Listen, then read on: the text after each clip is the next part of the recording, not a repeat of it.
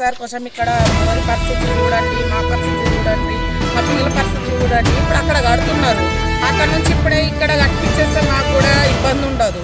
చాలా బాధపడుతున్నాం పిల్లల గురించి. మాకు కూడా జ్వరాలు వస్తున్నాయి దోమల వల్ల.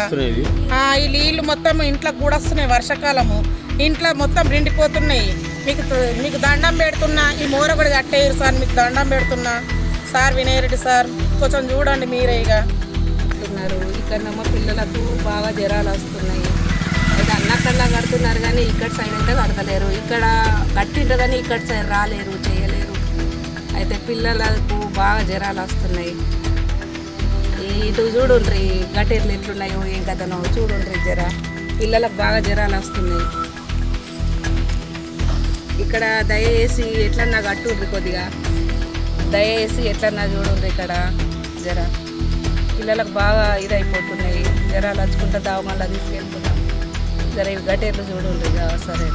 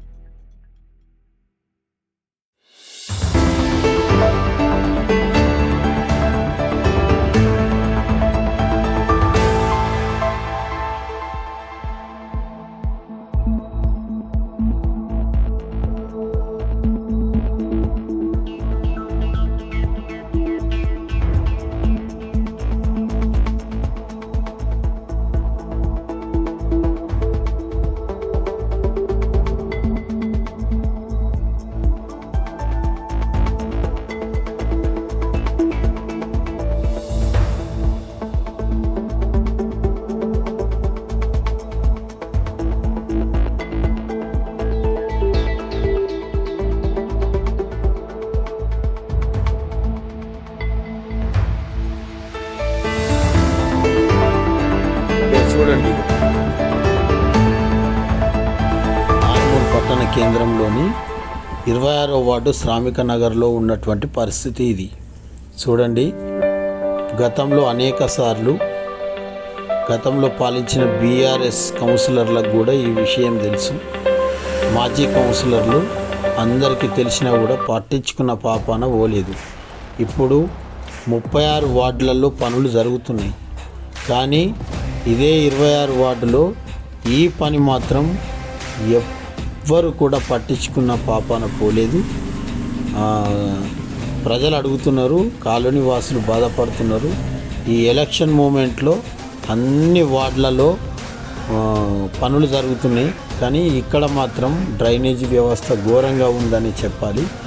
చూడండి ఎంత పరిస్థితి ఉందో. కాలనీ వాసులు కూడా ఇబ్బంది పడుతున్నారు.